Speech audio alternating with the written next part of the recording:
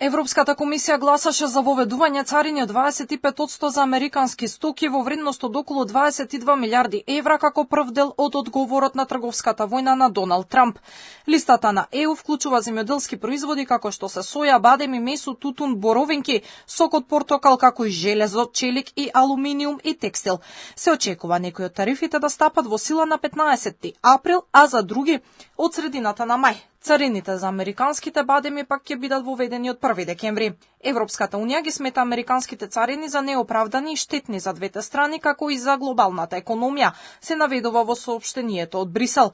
Во моментов унијата се соочува со американски царини од 25% за челикот, алуминиум и автомобили, како и нови пошироки царини од 20% за речиси сите други артикли. Одговорот од Европската унија е среде трговската војна која кулминира од како стапија во сила американските царини за 60 на држави. Во листата на држави е и земјава, но најтешко погодена со царини од 104% е Кина.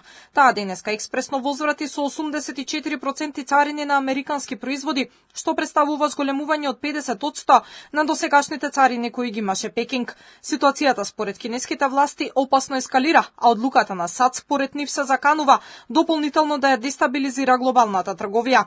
Американскиот председател Доналд Трамп, кој во повеќе наврати најави дека нема намера да отстапи од неговата политика, на хуманитарна вечер во Вашингтон не штедеше зборови за да се пофали дека десетици шефови на држави и влади веќе контактирале со него со молби за договор. По царините од американската администрација, македонската влада кажаа дека државата нема да има проблем со тоа царините да се спуштат и до нула. За тоа би се подготвиле измени во законот за царински стапки. Вакво нешто би се случило доколку разрешницата на преговорите помеѓу македонското министерство за надворешни работи и надворешна трговија и администрацијата во САД биде преку потпишување на договор за слободна трговија. Од македонската влада упатија апели да не се шири паника, оти нема да има катастрофални ефекти во економијата на краток рок, како отпуштање на работници или селење на капитал, или пак драстично намалување на извозот, оти трговската размена со САД е многу ниска. Македонските власти сметаат дека царинската стапка која ја доби Македонија од 33% е резултат на погрешна пресметка затоа што во Македонија немало стоки кои се царинат со 65% како што тоа го презентираше председателот Трамп.